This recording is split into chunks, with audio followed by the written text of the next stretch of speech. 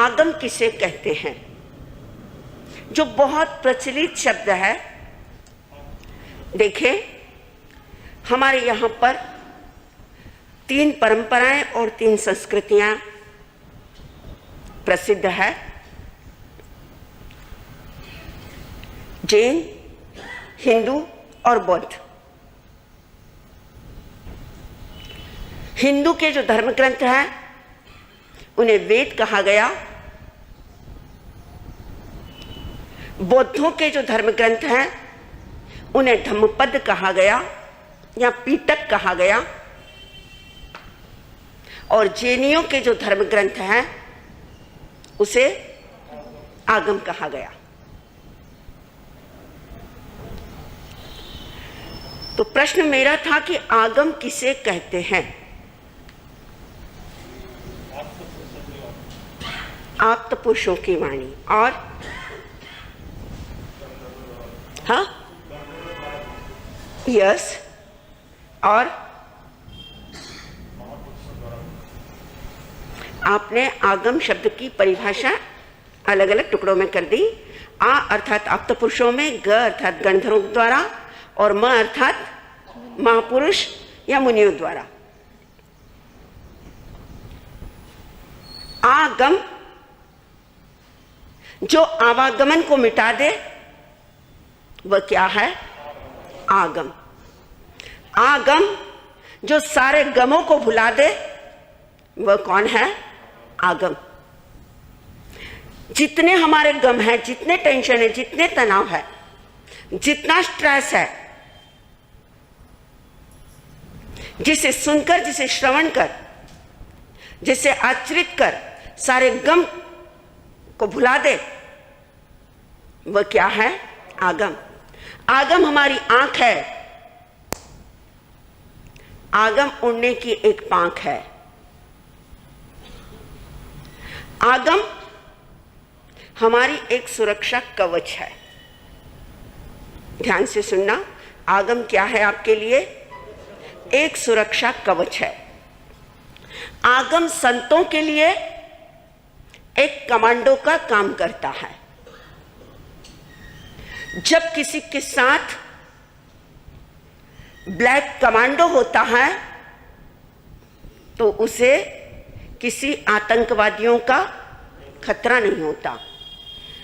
संतों के साथ ब्लैक कमांडो के रूप में कौन है? आगम है। जब आगम का साया और आगम का छत्र हो तो आतंकवाद हमारे ऊपर क्या नहीं कर सकता? कोई हमला नहीं कर सकता। आइए, ऐसी आगम की वाणी, ऐसी आप्तवाणी, ऐसी जिनवाणी, जिनवाणी को क्या कहा गया है?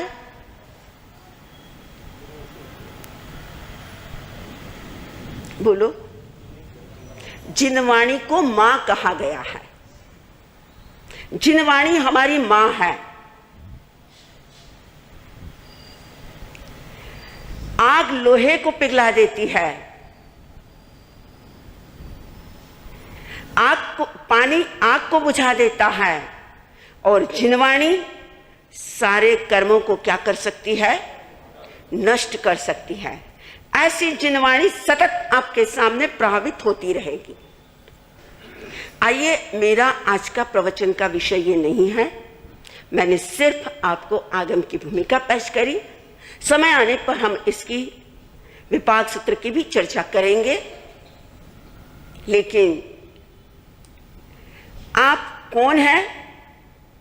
आपके नाम के पीछे जब जब जनगणना होती है भारत के अंदर तो एक सूचना दी जाती है, आप अपने नाम के पीछे क्या लगाएं? जैन लगाएं। जैन किसे कहते हैं? जैनत्व क्या है? जैन धर्म की प्राचीनता क्या है? जैन की उपादेयता क्या है? इस जैन शासन में, प्रभावना में हमारा रोल क्या है? और जैन धर्म क्या है? हम आज इसे समझने की क्या करें? कोशिश करें, क्योंकि हम कौन हैं? जैन हैं। सबसे पहले हम ये सोचे, जैन शब्द आया कहां से, इसका उद्भव, इस शब्द का प्रयोग कब से हुआ, बहुत जरूरी है ये बातें जानना। क्योंकि जो शिव धर्म का उपासक हो वह शिव कहलाता है, जो विष्णु का उपासक हो वह विष्णु कहलाता है, और जो जिन का उपासक हो वह जैन कहलाता है। लेकिन ये जैन शब्द आया कहां से? शब्द था आरहत धर्म, शब्द था निग्रंथ धर्म, शब्द था श्रमण संस्कृति। मैं इतिहास और आगम की ही चर्चा कर रही हूं। जिन भद्रगणी क्षमा श्रवण ने सबसे पहले विशेषावश्यक भाष्य के अंदर जैन धर्म शब्द का प्रयोग किया, उससे पहले जिन धर्म, श्रमण धर्म, निग्रंथ धर्म ही था। लेकिन मैं उससे आगे आपको और कुछ कहना चाहूंगी। जैन एक धर्म नहीं है,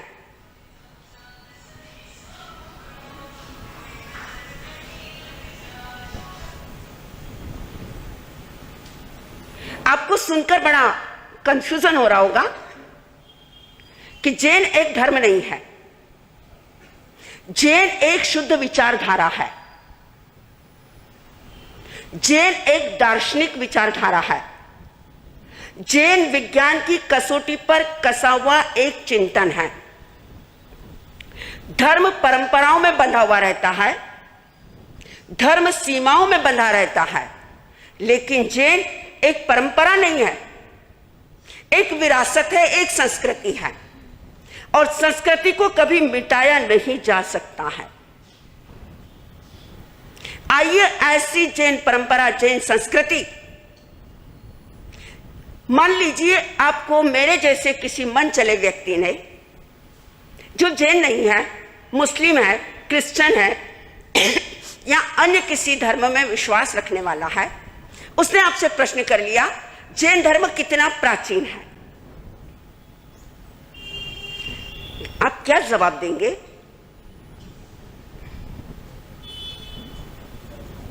घड़ी में 9:05 हुए हैं। आप भी मौन कर लो, मैं भी मौन कर लूं, घड़ी में 10:15 बज जाएंगे, मेरे व्याख्यान का समय समाप्त हो जाएगा। मुझे नहीं पता कि आपको इन बातों में कितना रस आ रहा है या नहीं आ रहा है, लेकिन मुझे लगता है कि ये बातें समझाना जरूरी है। जो प्राइमरी कह दूं, नर्सरी कह दूं, LKG कह दूं, UKG कह दूं, जमीन से जुड़ी हुई हूं,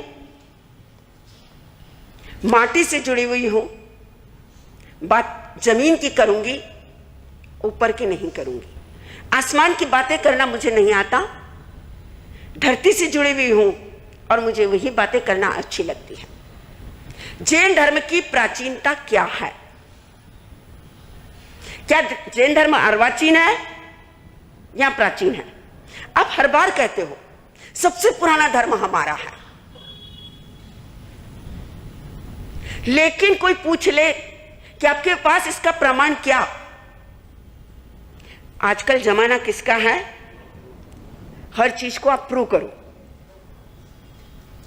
एक छोटी सी चॉकलेट भी अगर खाते हैं तो उसकी भी क्या रहती है आपके पास? उसकी रेसिपी होती है। तो जब इतना बड़ा धर्म है और उसका क्या है ये अभी तक हमको पता नहीं। 25 साल, 50 साल, 60 साल, 70 साल, 90 साल के हो गए और हम सुनते आए हैं बचपन से, हम जैन हैं, हम जैन हैं, हम जैन हैं। गुड। जो सबसे पुराना कंसेप्ट है, जो सबसे पुराना ऑब्जेक्ट है, जिसका दुनिया का सबसे पुराना, जिसका संविधान है, दुनिया का सबसे बड़ा अगर कोई शेयर होल्डर कंपनी है तो वह जैन शासन है, वह जैन धर्म है। इससे पुराना कोई संविधान हमारी दुनिया के अंदर नहीं है। लेकिन इसकी प्रामाणिकता क्या?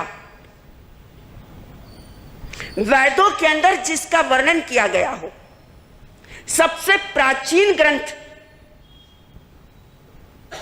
वेद माने जाते हैं, जो 5000 साल पुराने हैं, जिसमें जैन धर्म का वर्णन हो, भगवान अरिष्टनेमी का वर्णन हो और भगवान ऋषभदेव का वर्णन हो। मोहनजोदड़ो और हड़प्पा की जब खुदाई हुई, सिंधु घाटी सभ्यता, और जब खुदाई के अंदर जो मुद्राएं निकली और जिन मुद्राओं के ऊपर, जिन सिक्कों के ऊपर, वे सिक्के तांबे के थे, वे सिक्के चमड़े के बने हुए थे, और उन सिक्कों के ऊपर जिन प्रतिमाएं क्या थी, अंकित थी, क्योंकि जिन मुद्राएं अपने आप में अलग होती है।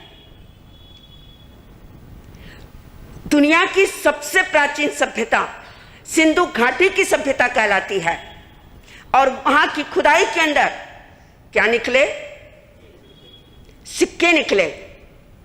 उन सिक्कों से प्रमाणित होता है कि जैन धर्म क्या है, प्राचीन है।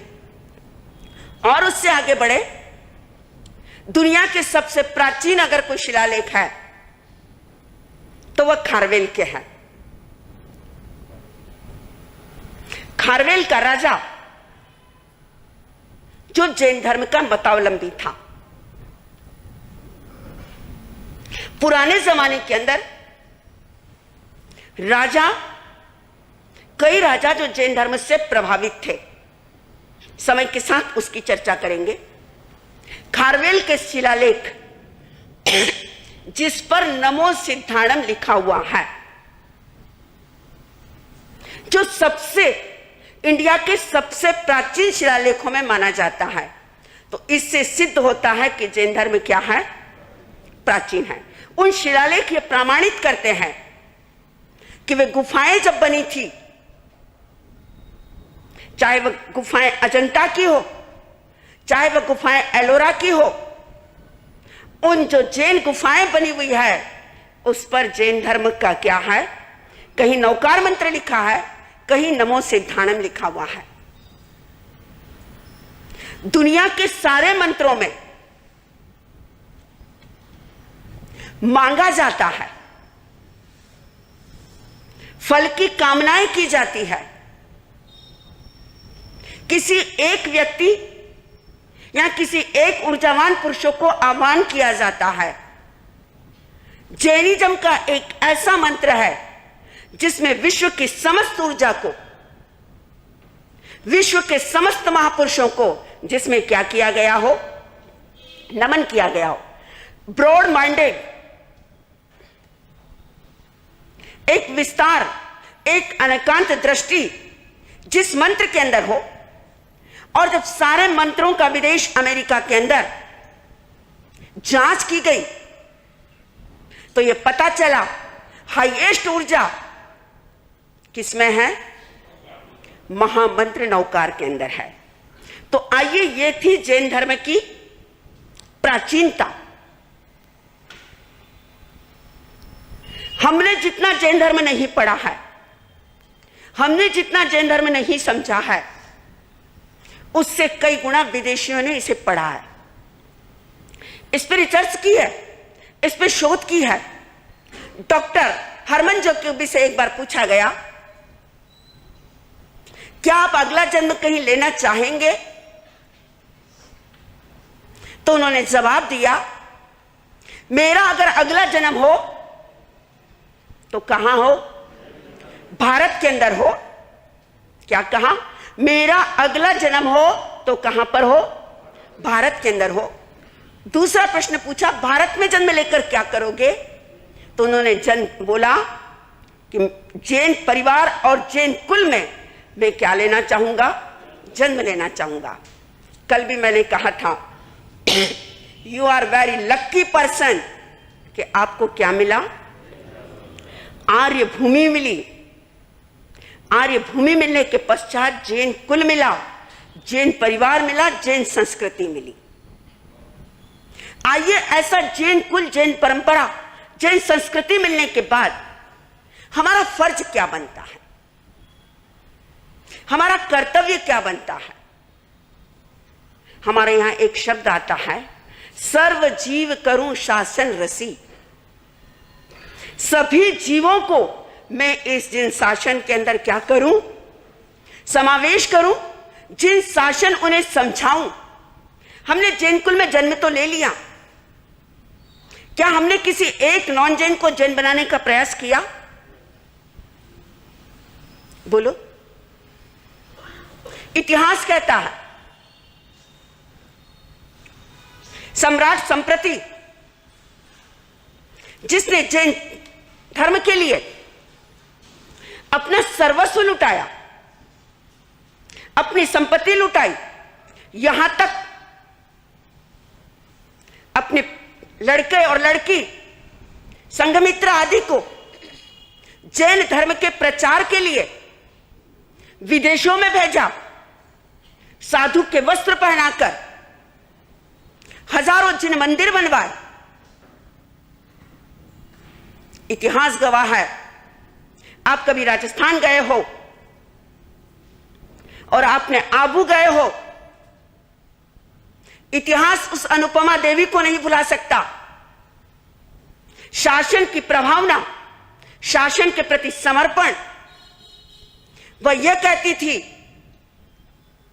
शाम तक जितना मार्बल कट किया जाए, उस मार्बल को तोलकर उतना उस कारीगर को सोना दिया जाता था।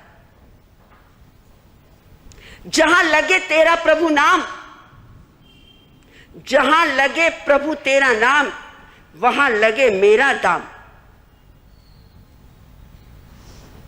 ऐसे श्रावक देखे हैं कि जब कत्ल खानों में गायें कटने के लिए जाती है,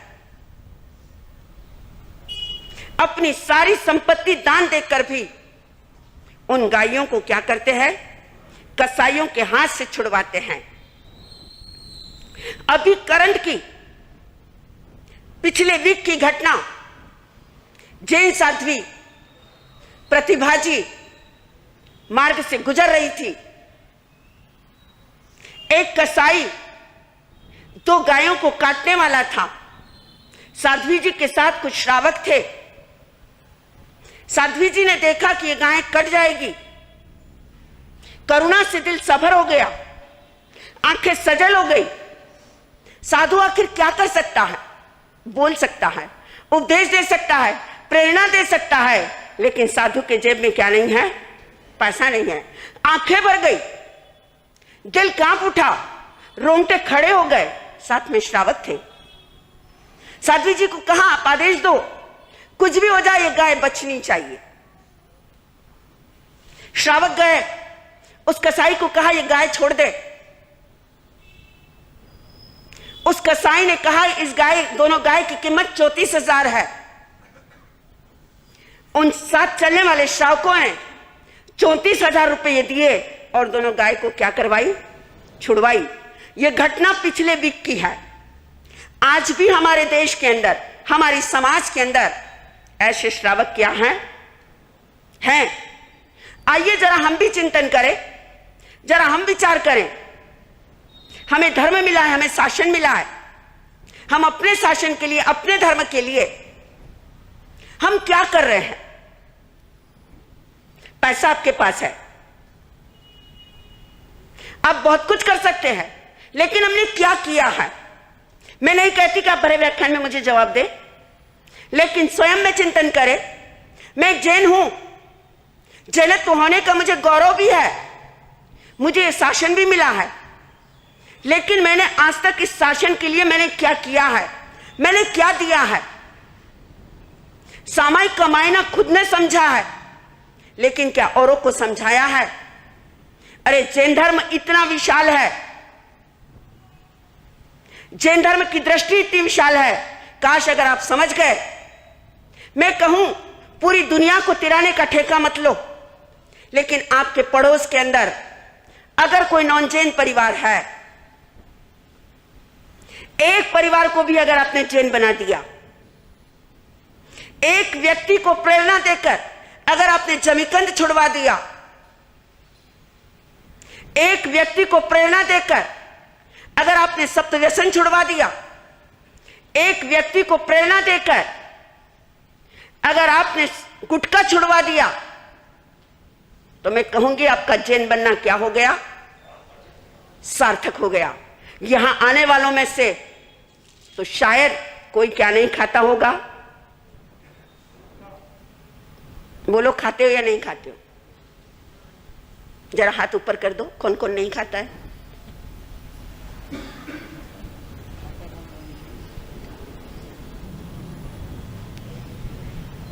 जिनका हाथ ऊपर नहीं हुआ उनके लिए क्या सोचूं? बोलो। जैन है, सोचना। आइए समय के साथ हम अणुव्रतों की चर्चा करेंगे, हम गुण व्रतों की चर्चा करेंगे, हम शिक्षा व्रतों की चर्चा करेंगे जो आवश्यक है। अणुव्रत की चर्चा करने से पहले मैं सिर्फ आपकी जमीन को क्या कर रही हूं? बोलो, साफ कर रही हूं। एक किसान जब खेती करता है, खेती में जब उसे बीज डालना हो तो पहले जमीन की क्या कर लेता है? सफाई। कहीं पत्थर, कहीं कांटे। जितनी जमीन उपजाऊ होगी, जितनी जमीन साफ होगी, उतना ही क्या होगा? बीज जल्दी पल्लवित और पुष्पित होगा। मैं सिर्फ जमीन की सफाई कर रही हूं, लेकिन इतना तो मुझे भी पता है कि एक काली माटी वाली जमीन नहीं है। आपकी दिल की जमीन भी कैसी है? उपजाऊ है? बोलो। या मार्बल है? मुझे रायचूर वालों का कोई प्रैक्टिकल अनुभव नहीं है, कैसी है ये तो वक्त के साथ बताऊंगी, लेकिन मेरा काम है सफाई करने का, क्लीनिंग करने का। मैं कोशिश कर रही हूं कि आपकी जमीन दिल की उपजाऊ बन जाए। जो भी बीज डाला जाए, आप जैसे श्रावकों में कोई 12 व्रतधारी श्रावक भी होगा, आप जैसे श्रावकों में कोई 5 अणुव्रती भी होगा, आप जैसे श्रावकों में कोई आनंद भी होगा, कोई कामदेव भी होगा, कोई महाशतक भी होगा, आप जैसे श्रावकों में कोई भरत जैसा श्रावक भी होगा और कोई कुमारपाल जैसा श्रावक भी होगा। हमारे यहां पर ऐसे ऐसे श्रावक हुए हैं, अगर एक एक श्रावक का भी सिर्फ आपको इतिहास सुनाया जाए, एक एक श्रावक की जीवन की घटनाएं सुनाई जाए, आगम की बात छोड़ दो, वर्तमान में भी ऐसे ऐसे श्रावक हुए हैं कि जिनमें तप था, जिनमें त्याग था, जिनमें समर्पण था, जिनमें श्रद्धा थी, जिनमें आस्था थी, और जो जैन धर्म के प्रति जिनका रोया रोया क्या था? अरे बोलो। अरे 3.5 करोड़ रोम में से अगर कोई आवाज आए तो किसकी आवाज आए? किसकी आवाज आए? एक छोटी सी बात कहकर मैं अपनी बात को विराम दूं, क्योंकि घड़ी में अपना वक्त हो रहा है। एक बार स्वामी रामतीर्थ किसी के घर पर मेहमान बनकर रुक गए, और संत अपनी मस्ती में जीने वाला होता है, औरों के चलाने पर चले वो संत नहीं होता है। जो खुद की मस्ती में होता है, फकीर होते हैं, रुक गए। और संतों को आप जैसी प्रॉब्लम नहीं होती, सॉरी, कि आपको सोने के बाद डल्लप के गद्दों पर भी क्या नहीं आती है? क्यों नहीं आती है ये मुझे नहीं पता, लेकिन कई यहां बैठे हुए में से ऐसे भी होंगे कि रात को सोने से पहले क्या लेते होंगे? हाँ, गोली लेते होंगे। अब क्यों लेते हैं और किस लिए लेते हैं? समय के साथ हम रेकी की क्लास लेंगे, उसमें यह भी लेंगे कि आपका कौन सा चक्रा अनबैलेंस है, उसके कारण आपको रात को नींद नहीं आती है। संत तो सोते हैं और सोते ही क्या आ जाती है उन्हें? नींद आई। नींद आ गई। बेचारा सेठ जो बाजू में सोया था, आप जैसा था, नींद नहीं आई। उसे आवाज आई, राम राम राम राम। बोला कहां से आवाज आ रही है? घर में जाकर देखा सब सोए हैं, फिर आकर सोया, फिर आवाज आई, राम राम राम। सोचा आवाज कहां से आ रही है, इधर उधर देखा, कुछ समझा नहीं, फिर आकर सोया। लेकिन एक बात जरूर है, भक्तों के दिमाग में अगर कोई बात कौन जाए तो जब तक उसका समाधान न मिले तब तक उसका मन शांत नहीं होता। सुबह में जैसे रामतीर्थ उठे, मेरे जैसा मन चला व्यक्ति था, पूछ लिया। रात को इतनी आवाज आ रही थी, राम राम राम राम। आप बड़े आराम से सोए हुए थे, और जब मैं आपके पास आता था आवाज बढ़ जाती थी, और जब दूर जाता था आवाज कम हो जाती थी। यह आखिर कारण क्या है? स्वामी रामतीर्थ ने कहा, मेरे 3.5 करोड़ रोम से अगर कोई आवाज आएगी तो सिर्फ किसकी आवाज आएगी? राम की आवाज आएगी। तो मेरा भी दिल कहता है, मेरी भी आत्मा कहती है कि आपके भी 3.5 करोड़ रोम से अगर आवाज आए तो किसकी आए? सर जाए तो जाए, मेरा जैन धर्म ना जाए। हाँ, सर जाए मेरा जैन धर्म ना जाए। क्या कहा कवि ने? कैसा लगा आपको यह गीत? पंक्तियां कैसी लगी? अच्छी है, सुनने के लिए अच्छी है। बोलो, एक बार मेरा साथ दो। जब दुकान में बैठे हो, परिवार में बैठे हो, जब सोने और चांदी के सिक्के के साथ खेल रहे हो, या कागज के 2-2 हजार के नोट गिन रहे हो, या सामने टीवी चल रही हो, या आप जिस मार्ग से गुजर रहे हो वहां कहीं पर बकरे कट रहे हो, उस समय दिल के भीतर की एक आवाज ये मेरी कानों में गूंज जाए, सर जाए तो जाए, मेरा जैन धर्म ना जाए। हाँ, सर जाए